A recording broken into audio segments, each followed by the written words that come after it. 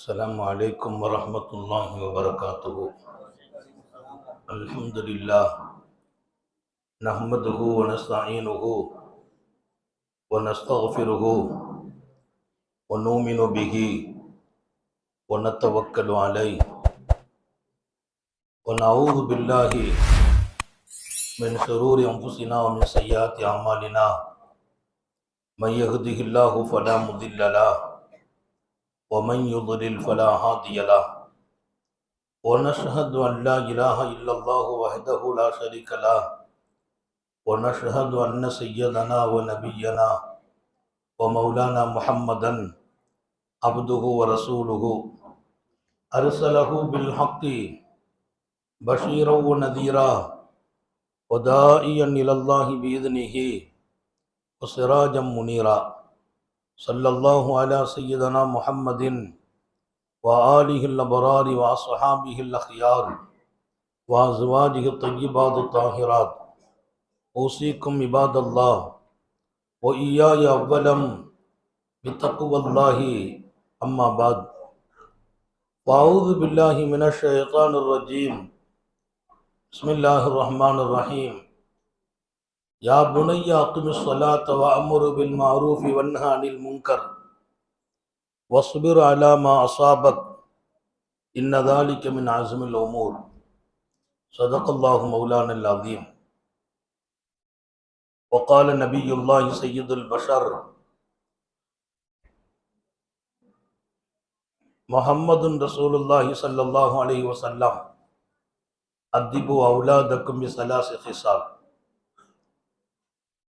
எல்லாம் வல்ல அல்லாஹுவின் அன்பும் மேலான கருணையும் நமக்கெல்லாம் வந்து சேரட்டுமாக. நமது உயிரினும் மேலான கண்மணி ஹாத்தமுன் நபியின் முஹம்மது ரசூலுல்லாஹி ஸல்லல்லாஹு அலைஹி வஸல்லம் அவர்களின் அன்பையும் ஷஃபாஅத்தையும் பெறுவதற்கு அல்லாஹ் நம் எல்லோருக்கும் தௌஃபீக் செய்வானாக. வல்ல ரஹ்மான் நமக்கும் நம்முடைய பெற்றோர், மனைவி, மக்கள், குடும்பத்தார் யாவருக்கும் உயிர் உள்ள வரையிலும் உடல் சுகத்தை நசீபாக்கி தருவானாக. மருத்துவமனை கஷ்டம், அதன் சிரமம் செலவுகளிலிருந்து நிரந்தரமான பாதுகாப்பை அல்லாஹ் நம் எல்லோருக்கும் கொடுத்தருள் புரிவானாக. வானம் பூமியினுடைய ஆபத்துகளை விட்டும் முசீபத்துகளை விட்டும் கெட்ட முடிவுகளை விட்டும் நம்மையும் நம் குடும்பத்தையும் பாதுகாத்து அருள் புரிவானாக. அவனுடைய படைப்புகளின் தீங்குகள் அனைத்திலிருந்தும் நம்மையும் நம் சமூகத்தையும் காத்தருள் புரிவானாக. அல்லாஹுவின் மகத்தான பேரருளால் சிறப்பான நம்முடைய உயிரோட்டமான மார்க்க பணியில் ஒவ்வொரு குடும்பத்தில் இருக்கிற நமது பிள்ளைகளின் எதிர்காலமும் உருவாக்கமும். தாய்மார்கள் பகுதி கொஞ்சம் அமைதியா இருக்கணும், ரொம்ப கவனம் நீங்க தான் இதுல வைக்கணும். நமது பிள்ளைகளின் எதிர்காலமும் உருவாக்கமும் இன்றைக்கு அல்லாஹ் பெரிய கருணை உள்ளவன் நம்முடைய கரத்தில் தந்திருக்கிறான், நம்முடைய கரத்தில் ஒப்படைக்கப்பட்டிருக்கிறது. உஸ்தாதுகளாக, இமாம்களாக, ஆசான்களாக, அதிலும் குறிப்பாக சிறார்களுக்கு துவக்க காலத்தினுடைய கல்வியை கொடுக்கிற இடம் என்பது உண்மையில் அல்லாஹ் நம்மை தேர்ந்தெடுத்திருக்கிறார். என்ற உஸ்தாது பெருந்தகை அல்லாமா மேலப்பாளையத்திலேயே பல்லாயிரம் மக்களை உருவாக்கியவர்கள். மோசில்ல பேன்னு சொல்லுவாங்க. மோசில்ல போயிட்ட ஓதாத பிள்ளைங்க இருக்க மாட்டாங்க. அதற்கு சொன்ன ஒரு வார்த்தை, கிட்டத்தட்ட என் வாழ்க்கையில் கடந்த காலத்தில் அவங்க வாப்பா உஸ்தாத், அவருக்கு அடுத்து இவங்க, அவங்க சொல்லுவாங்க 20 லட்சம் பேர்களுக்கு நான் பிஸ்மில்லா சொல்லி கொடுத்தேன்பா. அவங்க வாப்பா இப்படி பார்த்தீங்கன்னா மஹமூது லப்ப அவங்க தகப்பனார், அவங்களுக்கு அடுத்து அப்துல் ரஹ்மான் லப்ப.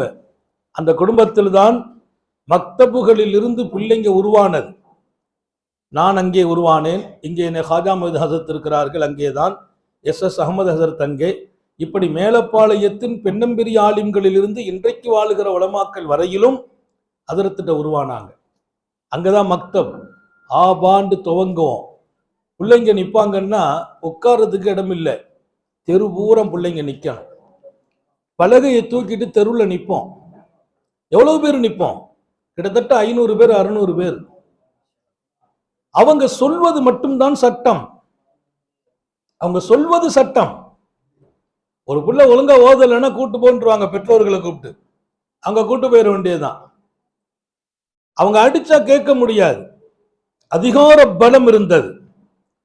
அவங்க சொல்லுக்கு முன்னால் ஊரு கட்டுப்பட்டுச்சு.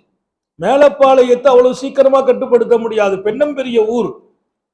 எல்லா பாகத்திலிருந்தும் அங்கே வந்து மண்டியிட்டார்கள். அதற்கு ஒரு பெரிய சட்டை கூட போட மாட்டாங்க, திறந்த மேனில ஒரு துண்டு போட்டுட்டு இருப்பாங்க. அவங்க கிட்ட போறதுக்கு அவ்வளவு பயம் இருக்கும், அவ்வளவு பயம் இருக்கும். தப்பு வந்துச்சுன்னா அடி அப்படி இருக்கும். நான் இங்கே உங்கள் கவனத்தில் சொல்வது, அவர்களின் கையில் கொடுக்கப்பட்ட அந்த பொறுப்பை அழகாக, எந்த கண்காணிப்பும் இல்லை. இப்ப நம்ம மக்தபு கண்காணிப்பு குழு வச்சிருக்கிறோம், ஆய்வாளர்களை வச்சிருக்கிறோம். எல்லாமே நோக்கம் பரீட்சை செய்யறது அல்ல, கரெக்டா நடத்தணுங்கிறதா நோக்கம். அந்த கண்காணிப்பு எல்லாம் இல்லை. அவங்களே ராஜா, ஊருக்கே ராஜாவாக அல்லாஹ் ஆக்கி வைத்தான். அவங்க சொன்னாங்க, கிட்டத்தட்ட 20 லட்சம் பேர்களுக்கு நான் பிஸ்மில்லா சொல்லி கொடுத்திருக்கிறேன். அவங்க கபருக்கு அந்த ஒண்ணு போதுமானது. பிள்ளைங்களை கொண்டு போய் மதரசாவில் இப்ப அனுப்பி விட்டுறாங்க. இப்போ மதரசாவுக்கு போன்னு அனுப்பிடுவாங்க. அப்படி இல்லை, பேரண்ட்ஸ் வரணும், பிள்ளைய கூப்பிட்டு வரணும். வரும்போது சாக்லேட், மிட்டாய்கள், பண்டங்கள், இன்னும் இனிப்பு பதார்த்தங்களை எல்லாம் செய்து கொண்டு வந்து புள்ள இன்னைக்கு ஓத வைக்கிறோம். எல்லாரும் கூடி இருப்பாங்க. ஹதரத் என்ன செய்வாங்க, பிஸ்மி சொல்லி, எங்கள் நைனார் முஹம்மது நபி மக்காவில் பிறந்து மதீனாவில் வஃபாத்தானார்கள், அதான் துவக்கம். அவர்களின் தாயார் பெயர் ஆமினா அம்மா, தந்தையின் பெயர் அப்துல்லா, பாட்டனார் பேர் அப்துல் முத்தலிப், பூட்டனார் பேர் அப்துல் மனாப், முப்பாட்டனார் பேர் ஹாஷிம். இது எனக்கு பாடமானது 4 வயசுல. அதர்த்திட்ட நான் பாடம் படித்த பாடம் தான் இது. ஒரு மாணவன் அங்கே வந்து மண்டியிடும் துவங்குகிற நேரத்தில் இந்த பாடம் சர்க்காரை ஆலம் ஸல்லல்லாஹு அலைஹி வஸல்லத்தின் 4 தலைமுறைகளை இதயத்தில் பதித்து விட வேண்டும். அதற்கு பின்பு பிஸ்மி சொல்லி பாடத்தை துவக்குவார்கள். அங்க இருக்கிற எல்லா பிள்ளைகளுக்கும் ஸ்வீட்டை கொடுக்கணும். அந்த பேரண்ட்ஸுகளுக்கு அது ஒரு பெரிய மகிழ்ச்சியாக, கடமை உணர்வுகளை பேரண்ட்ஸுகள் எடுக்கணும் அப்படிங்கறத நோக்கம்பாங்க. அவங்க தாய் தோப்பம் வந்து நிக்கணும், அவங்க குடும்பத்தையே கூட்டு வருவாங்க. ஒரு 10 பேர் 8 பேர் வந்து நிற்பாங்க. அந்த பிள்ளை அங்க ஓத வைக்க ஆரம்பிக்கிறாங்க. பிள்ளை அப்பமெல்லாம் பள்ளிக்கூடத்துக்கே நாங்க போயிருக்க மாட்டோம், மதரசாவுக்கு வந்துருவோம். பள்ளிக்கூடங்கள் எல்லாம் தாங்குவாங்க. பிள்ளைங்க வந்து முதல் துவக்கம் மதரசா தான். ஒரு நல்ல காலம். அன்றைக்கு ஓதியவர்கள் தான் இன்றைக்கும் மேலப்பாளையத்தில் அவ்வளவு ஹாஃபிதுகள் குவிந்தார்கள். ஹாஃபிதுகளை உருவாக்கணவங்க அவங்க. ஹாஃபிஸ் சனதே கொடுக்கறது இல்லை, ஆனா எல்லாரும் அங்கதான் ஹாஃபில் ஆனாங்க. பெயரோ பட்டியலோ அதற்கான எந்த ஒரு பாராட்டுகளோ இல்லை. ஆனால் எங்கோ ஒரு மூலையில் இருந்து இத்தனை லட்சம் பேரை உருவாக்கிட்டு போயிட்டான். கடந்த காலம், வருங்கால காலம், இருக்கிற காலம். இங்கே நான் மக்தபை நடத்துபவர்களுக்கு சொல்கிறேன், அதிர்த்து சொன்ன அந்த ஒரு வார்த்தை எனக்கு ரொம்ப, நான் அதில் ஈர்க்கப்பட்டேன். 20 லட்சம் பேர்களுக்கு நான் பிஸ்மில்லா சொல்லி கொடுத்தேன் என்ற அந்த வார்த்தை, இது மக்தபில் தான் கிடைக்கும். நாங்க மதரசாவில் உட்கார்ந்து ஓதி கொடுக்கிறோம், அது ஒரு பெரிய ஹிதுமத்.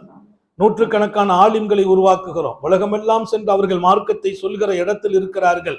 அதற்கு மேலால் உங்களுக்கு ஒரு பெரிய பரக்கத். ஒவ்வொரு வீட்டு பிள்ளைகளும் உங்கள் அமானிதம், உங்கள் கரங்களில் ஒப்படைக்கப்படுகிறது. உத்தம நபி ஸல்லல்லாஹு அலைஹி வஸல்லம் ரொம்ப முக்கியத்துவம் கொடுப்பார்கள். மதீனத்து வீதியில் எந்த வீட்டில் பிள்ளை பிறந்தாலும் அந்த வீட்டில் உள்ளவங்க முதல் வேலை அந்த பிள்ளையை தூக்கி மஸ்ஜித் நபவிக்கு கொண்டு வர்றதுதான் முதல் வேலை. குழந்தை பிறந்துச்சுன்னா அந்த பிள்ளைய பனியோ அது வெயிலோ பார்க்க மாட்டாங்க, தூக்கிட்டு ஓடி வருவார்கள். ஏன்? சர்க்காரை ஆழமா பார்க்கணும், அவங்க கையில கொடுக்கணும். அவங்க பிள்ளைய வாங்குவாங்க, தன் எச்சில் தொட்டு வாயில் தடவுவார்கள், பெருமானார் பேர் வைப்பாங்க. இந்த வேலைக்கு ரசூல் முக்கியத்துவம் கொடுத்தாங்க, ரொம்ப முக்கியத்துவம் கொடுப்பாங்க. குழந்தைகளை தூக்கிட்டு வந்துட்டாங்கன்னா மற்ற வேலையை நிப்பாட்டிட்டு அதுக்கு முதலிடம் கொடுத்தாங்க சர்க்காரை ஆலம். அபூ மூஸா அஷ்அரி ரலியல்லாஹு அன்ஹு சொல்வாங்க, எனக்கு ஒரு குழந்தை ஆண்மகன் பிறந்தான். அந்த குழந்தையை தூக்கி எடுத்துக்கொண்டு நான் ஓடினேன் உத்தம நபியின் தர்பாருக்கு. ஸல்லல்லாஹு அலைஹி வஸல்லம் என் பிள்ளையை என் கையில் இருந்து வாங்கினார்கள். அவர்கள் பேரிச்சம்பழத்தை எடுத்து தன் வாயில் மென்று அங்கே எச்சில் கலந்து அதை என் பிள்ளைக்கு சேணம் போட்டார்கள். அவங்க தான் முதல்ல வாயில் தடவினார்கள். அதற்கு பின்பு என் மகனுக்கு இப்ராஹிம் என்று பெயர் வைத்தார்கள். பேரையெல்லாம் நான் யூஸ் பண்ணல, எல்லாமே முஹம்மது ரசூலுல்லாஹ். அதுக்கு ஒரு தனி முக்கியத்துவம். அதனால இன்றைக்கும் எந்த ஊரிலும் அதிகமான மூமின்கள் வாழும் பகுதியில் அவங்க வாப்பா அம்மாலாம் பேர் வைக்கிறது இல்லை, ஒரு ஆலிமு தான் வந்து பேர் வைக்கணும். ஏன்? ரசூல் அந்த வேலையை செய்ததால் அதன் வாரிசுகள் இன்னைக்கு செய்கிறார்கள். நான் அதிகமா சொல்லியிருக்கேன், பல்லாயிரம் பிள்ளைகளுக்கு நான் பேர் வைத்தேன். எங்க ஊர்ல மட்டும் இல்ல, தமிழ்நாடு பூரா பல்லாயிரம் பிள்ளைகள். என் மாணவர் ஒருவர் தம் பிள்ளைக்கு பேர் வைக்கணுங்கிறதுக்காகவே நீண்ட பயணம் என்னை அழைத்து சிலோனுக்கு கூட்டு போனார். அங்க போய் பேர் வச்சுட்டு வந்தேன். அதை மறுக்கல. ஏன்? உத்தம நபிகள் அந்த குழந்தைகள் எந்த சூழல், பெரிய மஜ்மா உட்கார்ந்து இருப்பாங்க. அப்பப்பா ஒருத்தர் குழந்தை அஸ்மா நாயி சொல்றாங்க, நான் புள்ள பிறந்தவன தூக்கி கொண்டு ரசூலுடைய தர்பாருக்கு போனோம். மதீனாவில் பிறந்த முதல் குழந்தை என் மகன் அப்துல்லா என்றார்கள். Abu Bakr சித்திக்குடைய பேரப்புள்ள, Abu Bakr சித்திக்குடைய பேரப்புள்ள Abdullah. சையதுனா சுபைர் ரலியல்லாஹு மகன். அந்த குழந்தை பிறந்த போது மதீனாவை கொண்டாடியது. பெருமானார் ஸல்லல்லாஹு அலைஹி வஸல்லம் பட்ட சந்தோஷம் யாரும் பெறவில்லை. புள்ள பிறந்தது எனக்கு, சந்தோஷ நபிக்கு. ஏன்? யூதர்கள் சொன்னார்கள் நாங்கள் செய்வினை வைத்து விட்டோம் முஸ்லிம்களுக்கு, இனி முஸ்லிம்களுக்கு மதீனாவில் பிள்ளை பிறக்காது. நாங்கள் செய்வினை வைத்திருக்கிறோம். இந்த செய்வனை வைக்கிறதுல அவங்க பெரிய இடத்துல இருந்தாங்க. இனி பிள்ளை பிறக்காது என்றார்கள். அதற்கு பின்னால் என் மகன் பிறந்தான். அது பெரிய மகிழ்ச்சியாக கொண்டாடப்பட்டுச்சு. பெருமானார் ஸல்லல்லாஹு அலைஹி வஸல்லம் சொன்னார்கள், அல்லாஹ் பிறக்க வேண்டிய குழந்தைகள் அத்தனையும் இனி பிறக்கும். அதற்கு அப்துல்லா முதல் குழந்தை. அப்துல்லா இப்னு ஜுபைர் வரலாற்றின் மகுடம். அவர்கள் பிறந்து வந்த காலம் முதலில் மாணவியின் மடியில் வந்து உட்கார வைக்கிறார்கள், பேர் வைக்கிறார்கள். சர்க்காரையாளம் தன்னுடைய எச்சிலை தொட்டு பேரீச்சம்பழத்தை நினைத்து கொடுக்கிறார்கள். நான் சொல்வது, என்னுடைய பொறுப்பை நான் சரியாக நிறைவேற்ற வேண்டும். அன்றைக்கு மதீனாவின் சிகரம் தொட்ட சஹாபாக்கள் எல்லாம் பெருமானாரின் மடியில் இருந்தவர்கள், பெருமானார் கரங்களில் வாங்கியவர்கள், பெருமானார் பேர் வைத்தவர்கள். பெருமானாரின் எச்சிலை கொண்டு முதல் வயிற்றுக்குள் அவர்கள் விழுங்கிய பொருளாக உணவாக அல்லாஹ் ஆக்கி வைத்தான். அதற்கு அண்ணல் எம்பெருமான் ஸல்லல்லாஹு அலைஹி வஸல்லம் எப்படி பள்ளிவாசலில் இமாமாக நிற்பதற்கு முக்கியத்துவம் கொடுத்தார்களோ, உலக அளவில் இந்த தீனை கொண்டு சேர்க்கிற சஹாபிகளை அனுப்பி வைப்பதற்கு முக்கியத்துவம் கொடுத்தார்களோ, அதே போல் ஒவ்வொரு குழந்தைகளையும் கையில் வாங்குவதற்கு முக்கியத்துவம் கொடுத்தார்கள். அது நம்முடைய பொறுப்பு. அதே போல இன்றைக்கு 3 வயதிலிருந்து பிள்ளைங்க நம்மிடத்தில் ஒப்படைக்கப்படுறாங்க. அது ஒரு பெரிய அமானிதம். அவர்களை அழகாக ஆக்குவது நம்முடைய பொறுப்பு. எப்படி வார்க்கிறோமோ அப்படி வார்க்கப்படுவார்கள், எப்படி வளர்க்கிறோமோ அப்படி வளர்கிறார்கள்.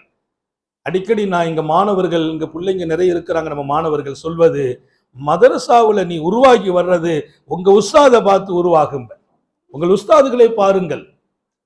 அடிக்கடி கேட்பேன். ஒரு நாள் நான் இங்கே வந்து பள்ளிவாசல் மஸ்ஜிதுக்குள்ள நுழைந்து 2 ரக்காத்து தொழாமல் உட்கார்ந்ததுண்டா? பாடம் எவ்வளவு பிந்தி வந்தாலும் சரி 2 ரக்காத்து தொழுதுட்டும் கீழே உட்கார்றது. ஒரு நாள் நான் தொழாம உட்கார்ந்ததுண்டா? ஏன்? இது பள்ளிவாசல் உட்கார்ந்து பாடம் நடத்துகிறேன். 2 ரக்காத்து தொழாம உட்கார்ந்தது இல்ல. பெரிய மாநாடு நடக்குது பள்ளிவாசலிலே. நான் உள்ள நுழைஞ்சு உள்ள கூட்டு போயிட்டாங்க. நான் தான் பேசணும், மைக்கு ரெடி, அறிவிச்சிட்டாங்க, ஹதரத்து பேச போறாங்க, நிறைய உரை அப்படின்ட்டு. நான் உள்ள போன உடனே அந்த இமாமை கூப்பிட்டேன், ஹதரத் ஏதாவது சொல்லிட்டு இருங்க, 2 ரக்காத்து தொழுதுக்கிறேன். மெஹராப் உள்ள போய் 2 ரக்காத்து தக்பீர் கட்டினேன், மெஹராப் உள்ள போய் கட்டினேன். இப்போ உம்மத்து என்ன நிலைக்கு வந்துச்சு அப்படின்னா, எந்த கூட்டத்துல கூட்டு போனாலும் அவங்க முடிவு பண்ணிட்டாங்க, அதற்கு பள்ளிக்குள்ள வந்து 2 ரக்காத் தொழுவாங்க, அது வரைக்கும் நம்ம வேற சூழல்ல இருக்கணும். அப்ப அந்த சூழ்நிலையை உம்மத் தயார்படுத்தியது. எப்படி நாம் வளர்கிறோமோ நமது தலைமுறை நம்மை பார்த்து வளரும். இங்கே எங்கள் தாய்மார்கள் சகோதரிகளுக்கும் சொல்கிறேன், ஒரு அழகான வாழ்க்கையை, ஒரு எதிர்காலத்தை பிள்ளைங்களுக்கு கொடுக்கணும். தஜ்வீதோடு பிள்ளைங்க ஓத தெரியும். ஹதரத்து கொடுக்கிற அந்த பயிற்சி, எழுத்துக்கள் சுத்தம், தஜ்வீது முறை, நம்ம பிள்ளைங்களுக்கு ஒரு பெரிய நிலாம் உண்டாக்கி தந்திருக்கிறோம், ஷரியத்து கொடுத்திருக்கிறது. அந்த முறையில் அந்த வார்த்தைகள் அவங்களுக்கு நாவில் புறப்படுகிற வரைக்கும் நம்ம முயற்சி. இரண்டாவது கட்டம், நமது பிள்ளைகளுக்கு மார்க்கம் சார்ந்த ஒழுக்கங்களை தந்தாக வேண்டும். நிறைய கிதாபுகள்ல கொடுத்திருக்கிறோம். இப்ப நம்முடைய அன்வோனுடைய சிலபஸ்ல நிறைய ஹதீசுகள், ஒழுக்கம் சார்ந்த வாழ்க்கைகள் பாடமாக மட்டும் படித்து கொடுப்போம். அந்த பாடத்தை வாழ்க்கையாக்கியும் கொடுக்க வேண்டும். வீட்டுக்கு போனா எப்படி இருக்கணும், உள்ள நுழைஞ்சா என்ன செய்யணும். சர்க்கார் ஆலம் தன் அன்பு மகனை போல் வளர்த்த ஹஜ்ரத் அனஸ் இப்னு மாலிக் அவர்களுக்கு சொன்னார்கள், எனக்கு நீ ஹிதுமத்து செய்திருக்கிறாய், நான் உனக்கு கைமாறு செய்ய வேண்டும். என்ன கைமாறு செய்வது? ஸல்லல்லாஹு அலைஹி வஸல்லம் ஒரு சுன்னத், யாராவது உங்களுக்கு உபகாரம் செய்தால் பகரம் செய்யுங்கள். நான் பகரம் செய்யணும், கட்டாயமா செய்யணும். நமக்கு ஒருத்தர் ஒரு டீ கொடுத்தா என்னைக்கு சந்தர்ப்பம் கிடைக்கும் பார்த்து அவருக்கு நம்ம கொடுக்கணும். வேற வழியே இல்லையா? ஜஸாக்கல்லாஹு கைர்னு சொல்லுங்க. நாங்க ஸல்லல்லாஹு அலைஹி வஸல்லம், அல்லாஹ் உனக்கு நற்கூலி தரட்டுமாக. இது கடைசி தான். இன்னைக்கு நம்ம அந்த ஜஸாக்கல்லாஹ் கைர்லே கதையை முடிச்சிடுறோம். ஜஸாக்கல்லாஹ் கைர் கடைசி. பெருமானார் ஸல்லல்லாஹு அலைஹி வஸல்லம் எங்களுக்கு கொடுத்த பகரத்தை போல் யாரிடத்திலும் நாங்கள் பகரம் பெறுவதில்லை. பெருமானாருக்கு நாங்கள் ஒரு விருந்து கொடுத்தால் எங்களுக்கு பகரம் அன்னலார் சிறப்பான விருந்து தந்திருக்கிறார்கள். பெருமானாரை போன்று கொடுப்பதில் இன்னொருவர் பிறக்கவில்லை. ரொம்ப விசாலம். அவங்க வீட்டுக்கு சாப்பிட போனவங்க அவ்வளவு கௌரவிப்பாங்க. ஸல்லல்லாஹு அலைஹி வஸல்லம் அவ்வளவு கொடுப்பாங்க. விருந்தாளிகள் வந்தால் கூட சஹாபாக்கள் வீட்டுக்கு பகிர்ந்து அனுப்புவாங்க. நிறைய பேர் உட்கார்ந்துக்கிடுவாங்க, யாரும் நம்மளை கூப்பிடாம போனா நல்லா இருக்குமே, ஏன் நபி வீட்டுக்கு போலாமே. அவ்வளவு ஒரு அழகான அணுகுமுறை உத்தம நபிகள் ஸல்லல்லாஹு அலைஹி வஸல்லம். அவங்களுக்கு ஆடை கொடுத்தவருக்கு கூட பகரம். நீங்க பாத்தீங்கன்னா தெரியும், ஸல்லல்லாஹு அலைஹி வஸல்லம் கடைசி காலம் அங்கே மௌத்தா போனது யாருன்னு சொன்னா ரசூல் ஸல்லல்லாஹு அலைஹி வஸல்லத்துக்கு எதிராக இருந்தவர். அவங்க தகப்பனார் மகனார் கேட்டார், வாப்பா வஃபாத் ஆகிட்டாங்க, யா ரசூலல்லாஹ், தாங்கள், நான் ரொம்ப கவலைப்படுறேன் பாப்பா விஷயத்துல, அவங்கள அடக்கம் செய்யணும், வரக்கத்தால் உங்க சட்டையை கொடுத்தீங்கன்னா அதுல பொதிஞ்சு அடக்கம் செய்துட்டா எனக்கு நம்பிக்கை இருக்குது, கபூர்ல அவர் வேதனைப்பட மாட்டார். தாங்க சட்டை வேணும்னு கேட்டார். சர்க்கார் ஆளும் சட்டையை கழட்டி கொடுத்துட்டாங்க. சட்டையை கொடுக்குறாங்க. மொத்த சஹாபாக்களும் கோவப்படுறாங்க, வருத்தப்படுறாங்க. என்ன காரணம்னா, மௌத்தா போனவர் ரயீசுல் முனாஃபிகீன், முனாஃபிகீன்களின் தலைவர் மௌத்தா இருக்கிறார். இத்தனை காலமும் இஸ்லாத்தின் வைரியாக இருக்கிறார். பெருமானாரோடு இருப்பார், பெருமானாருக்கு எதிராக செயல்படுவார். உஹது களத்தில் நம்மை கொண்டு களத்தில் நிறுத்திவிட்டு திரும்பி வந்துட்டாங்க ஒரு 300 பேர். போர்க்களத்தின் பலமே இறங்கியது. இப்படிப்பட்ட சூழ்ச்சிகளை செய்தவர்கள், அதற்கு காரணமாக இருந்தவர், அவரை அடக்கிறதுக்கு சட்ட துணியை கொடுத்து விட்டாங்க. என் பெருமான் சஹாபாக்கள் ரொம்ப கனிவோடு கேட்டபோது சொன்னாங்க, அன்றைக்கு ஒரு நாள் என் அப்பாஸ் குளிரில் நடுங்கினார், சட்டை இல்லை, பல பேருடைய சட்டை இவருக்கு பொருந்தல்ல, இவர் சட்டை தான் என் அப்பாஸுக்கு சரியானது. அப்போது குளிரில் நடுங்கிய அப்பாஸுக்கு இவர் சட்டை கொடுத்தார், அதற்கு மௌத்துக்கு முந்தி நான் கைமாறு செய்ய வேண்டும் என்றார். ஒரு மிகச்சிறந்த வாழ்க்கை. என் பிள்ளைகளுக்கு நீங்கள் ரசூலை சொல்லுங்கள் என்கிறேன். பெருமானார் தான் ரோல் மாடல், பெருமானார் தான் அழகிய முன்மாதிரி. ஸல்லல்லாஹு அலைஹி வஸல்லம் மக்தபுகளிலே முதல்ல நம்ம கொடுக்கக்கூடிய அழகான பாடம், அவர்களுக்கு குர்ஆனை தெளிவாக அழகாக தஜ்வீதோடு ஓதுகிற நடைமுறைகளோடு நம்ம சில புஸ்களை தந்திருக்கிறோம். அவங்களுக்கு ஒழுக்கம் சார்ந்த பாடங்கள், அது நடத்துவதாக மாத்திரம் அல்ல, அதை நீங்கள் வாழ்க்கையாக தர வேண்டும். அனஸ் இப்னு மாலிக்கு ரசூல் சொன்னது, எனக்கு நீ ஹிதுமத்து செய்தாய் கைமாறு செய்யணும், நான் அதற்கு காசை தர போதில்லை, ஒட்டகத்தை தரல, குதிரையை தரல, பொருளை தரல, வாழ்க்கையை தருகிறேன் அனஸே. இதா நீ எப்போது ஒது செய் அஸ்பிகில் ஒது யா அனஸ், ஒதுவை முழுமையாக செய்யினாங்க. ஒது செய்யும் போதெல்லாம் ஒதுவை முழுமையாக செய்யணும். பிள்ளைங்களுக்கு ஒழுக்கத்தை நம்ம தரணும். ஒழுக்கம் என்பது மிகப்பெரிய விஷயம். அது சிலபஸ்ல கொஞ்சம் இருக்கும், நீங்க நடத்தணும். ஆசிரியர்களாக ஆலிம்கள் நியமிக்கப்பட்டதும் தாய்மார்கள் சகோதரிகளுக்கும் சொல்வேன், நீங்க சில நேரத்துல பாடம் நடத்ததுக்கு போக எக்ஸ்ட்ரா ஒரு 10 நிமிஷம் வச்சு அவங்கள நீங்க உருவாக்கி விடணும். மதரசாக்களை பாடம் மட்டும் நாங்க நடத்துறது இல்லை, அப்பப்போ அட்வைஸ் பண்ணிட்டே இருப்போம். எங்க வாழ்க்கை பூரா பாடம்னு நான் சொல்லியிருக்கிறேன். என்ன பாரு, அதுவே உனக்கு பாடம், என்னுடைய பயணம் உனக்கு பாடம், என்னுடைய படுக்கை உனக்கு பாடம். ஏன், என்னுடைய ஒவ்வொரு செயலிலும் முஹம்மது ரசூலுல்லாஹ் இருப்பார்கள். அப்படி நம்ம மாறிட்டோம்னா நம்ம பிள்ளைங்களுக்கு பாடம் வெளியில போய் படிக்கிறது இல்லை, படிச்ச பாடத்தை விட, கேட்ட பாடத்தை விட நிகழ்வுதான் மனதில் பதியும். நிகழ்வுதான் நம்ம வாழணும். என் அன்பு சகோதரிகளை உங்களுக்குமாக சொல்கிறேன், நீங்க உங்களை ஒரு அழகான மாடலுக்கு கொண்டு வாருங்கள். மக்தபுக்கு போற போது ஒரு அச்சம் வரணும். பிள்ளைங்களுக்கு சொல்லிக் கொடுக்க போறோம், நம்மகிட்ட இல்லாததை சொல்லிக் கொடுக்க முடியாது. அப்ப நீ ஒதுவை செய், முழுமையாக செய். என்ன நடக்கும்? நாங்க ரசூல் பெருமானார் ஒதுவை அஸ்பிகில் ஒது யஸித் உம்ருக், நீண்ட ஆயுஸ் வாழ்வீர்கள். இதை விட கைமாறு என்ன செய்ய முடியும்? அனசு சொன்னாங்க, நாயகம் ஸல்லல்லாஹு அலைஹி வஸல்லம் ஹதிம்து ஸல்லல்லாஹு அலைஹி வஸல்லம் 10 சினீன், 10 ஆண்டுகள் பணிவிடை செய்தேன். என் பெருமான் கொடுத்த பரிசு நீண்ட ஆயுள் உனக்கு உண்டுன்னாங்க.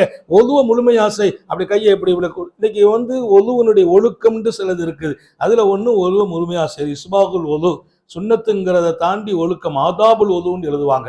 ஒதுவ முழுமையா செய்யறது, முகத்தை இங்கிருந்து கழுக ஆரம்பிச்சு இங்க வரைக்கும் முடிக்கணும். முழுமை என்பதுல கொஞ்சம் நெத்திக்கு மேல ஏத்தணும், தாடிக்கு கீழே இறக்கணும், காது சோனதான் அளவு அகலம், அதை நினைச்சுக்கிறது. கை இந்த முட்டு நினையணும். இதை தாண்டி பாதி கை கழுகிறது, சட்டை டைட்டா இருந்தா கலட்டி வச்சுக்கிறது.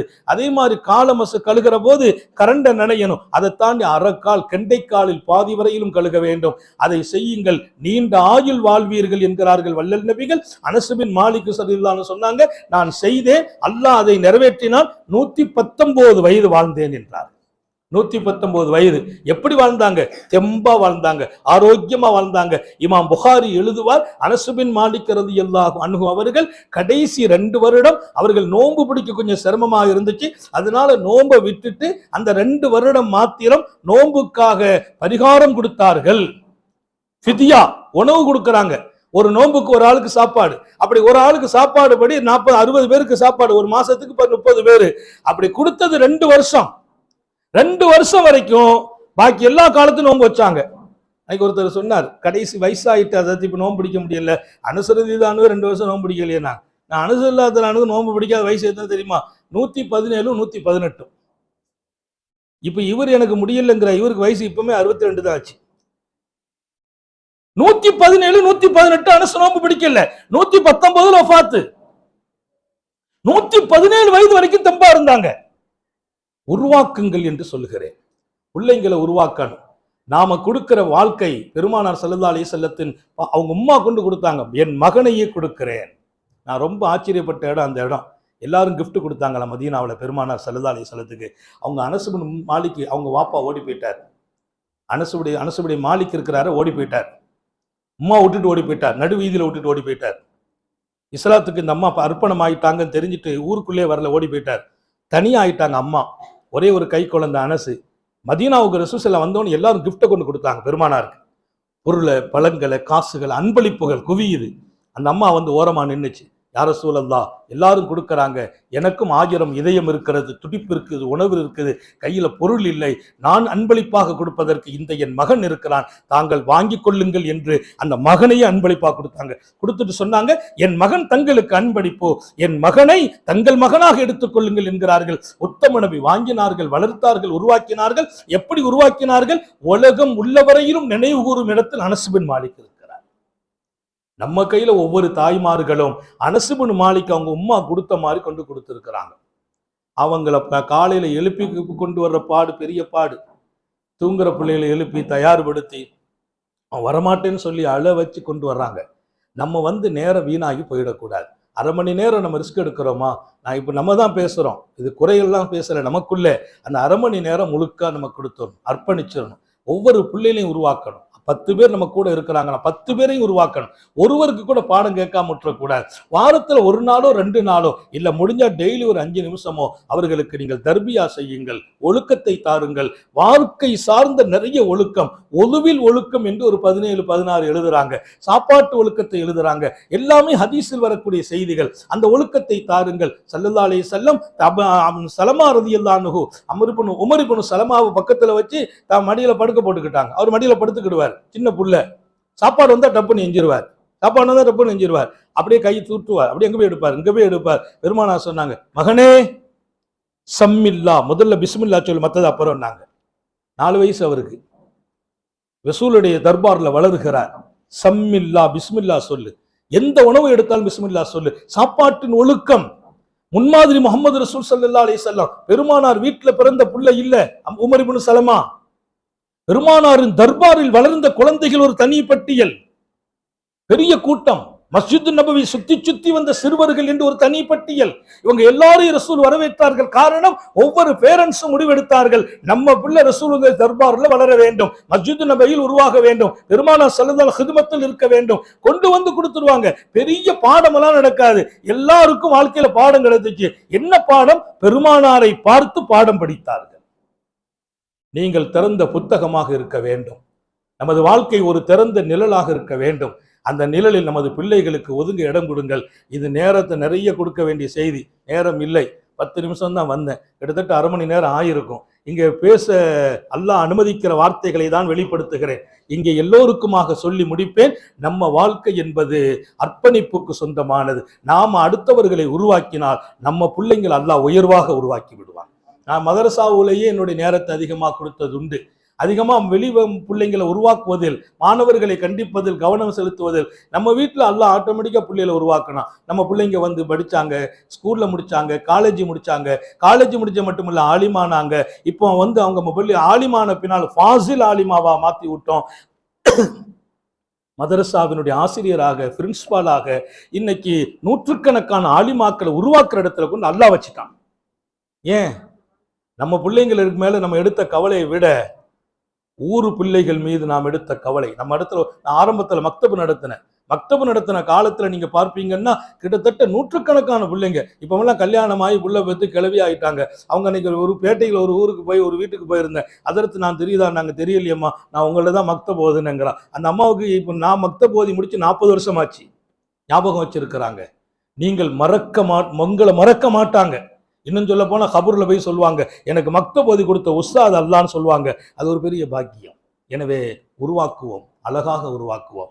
ஒதுவுனுடைய ஒழுக்கங்களை சொல்லுங்கள், சாப்பாட்டின் ஒழுக்கங்களை சொல்லுங்கள். சம்மில்லா, மகனே சாப்பிடு, பிஸ்மி சொல்லு, குல் பியமீனிக், வலது கையால சாப்பிடு. அவர் இப்படி எடுத்தார். சின்ன புள்ளதான், வலது கையை நீட்ட சொன்னாங்க. அப்புறம் பெருமானார் பக்கத்தில் இருக்க போய் எடுக்கிறார். குல் மிம்மா எலீக், முன்னால் இருக்கிறது எடுத்து சாப்பிடு. இதையெல்லாம் நாம பிள்ளைங்களுக்கு கொடுத்துட்டோம்னா அல்ஹம்துலில்லாஹ் வீடு அழகாகும். வீட்டுக்குள்ள வரும்போது அனசே சலாம் சொல்லிட்டு போப்பான்னாங்க. ஏன் நாயகமேன்னு கேட்கல அனஸ் இப்னு மாலிக். அது 2வது கிஃப்ட் பெருமானார் கொடுக்கறாங்க. ஏன்? சல்லிம் அலா அஹ்லி பைத்திக் இதா தகல்த பைத்தக், வீட்டுக்குள்ள சலாம் சொல்லு. ஏன் தெரியுமா? வீட்டில் பொருளும் பணமும் குவியும் என்றார். தஸித் பரக்காத்து அஹ்லி, வீட்டில் பரக்கத்து குவியும். அனசு சொன்னாங்க, அதெல்லாம் வெற்று வார்த்தை இல்லை. என்னுடைய தலைமுறை எனக்கு பின்னால 10 தலைமுறை சும்மா இருந்து சாப்பிடுற அளவுக்கு அல்லாஹ் செல்வத்தை கொடுத்தான். சலாம் சொல்லாம வீட்டுக்கு போனது இல்லை. நம்ம மக்தப் பிள்ளைகளுக்கு சொல்லி அனுப்புங்க. நிறைய வீடுகளில் சிரமம், நெருக்கடி, கவலை, பொருளாதார வீழ்ச்சிகள். நம்ம பிள்ளைங்க சலாம் சொல்லிட்டு உள்ள போய் பழகட்டும். அந்த வீட்டுக்கும் நாம் பொருளையும் அள்ளி கொடுக்கும் இடத்தில் அல்லாஹ் நம்மை வைத்திருக்கிறான். அல்ஹம்துலில்லாஹ், ஒரு அற்புதமான வாழ்க்கை. மக்தபுகள் உருவாக வேண்டும், அழகாக உருவாக வேண்டும், ஒழுக்கம் சார்ந்து உருவாகணும். நம்மள்கிட்ட வந்து ஓதிட்டு போனா அந்த குடும்பம் சந்தோஷப்படணும். இந்த பிள்ளையை கொண்டு பெற்றோர்கள் மகிழ்ச்சி அடையணும். இன்னைக்கு சகோதர மதத்தவர்கள் கூட அவங்க பிள்ளைங்க நம்முடைய சிலபஸ்ல படிக்க ஆசைப்படுறாங்க. ஏன் தெரியுமா? இதுல படிச்சு வர்ற பிள்ளைங்க குடும்பத்திலும் வீட்டிலும் இன்னொரு பக்கம் எங்களுக்கு நிம்மதி அளிக்கும் இடத்தில் இருக்கிறார்கள். இந்த சிலபஸுக்கு ஒரு தனி முக்கியத்துவம் கிடைத்திருக்குது.